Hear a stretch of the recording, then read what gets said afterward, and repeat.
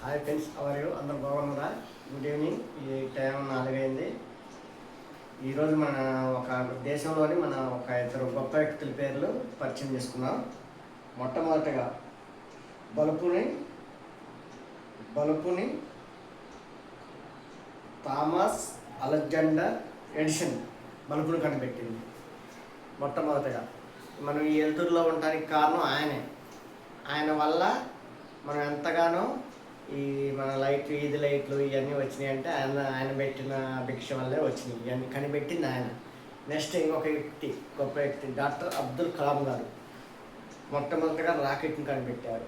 తర్వాత అవిటి వాళ్ళ గురించి ఆలోచించి అవిటి వాళ్ళు నడవలేని పరిస్థితిలో ఉన్నారని చెప్పి వాళ్ళ కోసం కృత్రిమంగా ఒక కాలుని తయారు చేసి అమర్చారు. మొట్టమొదటిగా తయారు చేయడానికి కారణం కనుక అబ్దుల్ కలాం గారు.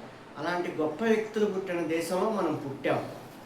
అప్పుడు మనం ఇంకా వాళ్ళు మన కోసం అంత చేసిపోయినప్పుడు మనం కొంచెమన్నా చేయాలిగా ఫ్రెండ్స్, కొద్దిగా ఆలోచించాలిగా మనలో.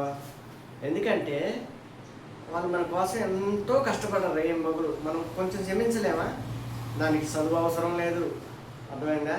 ఏది అవసరం లేదు, తెలివి ఉండాలి. మైండ్లో తెలివి అనేది ఉంటే చదువుతో సంబంధం లేదు. మనం సాధించాలనే పట్టుదల ఉంటే, సంకల్పం ఉంటే సాధించడానికి ఎలాంటి అవసరం లేదు. ఎవరి సపోర్టు మనకి అవసరం లేదు, అర్థమైందా?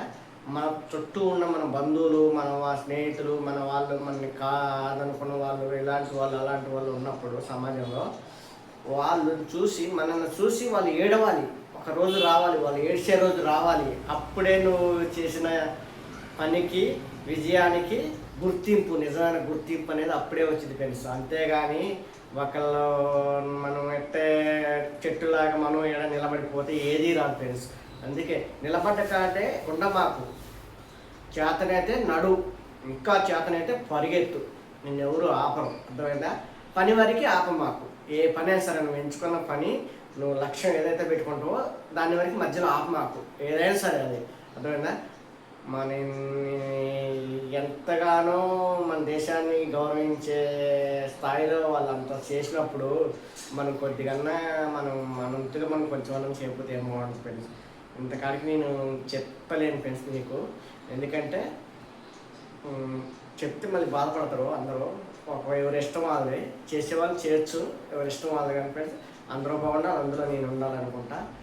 జై హింద్, జై భీమ్, జై తెలంగాణ. బాయ్.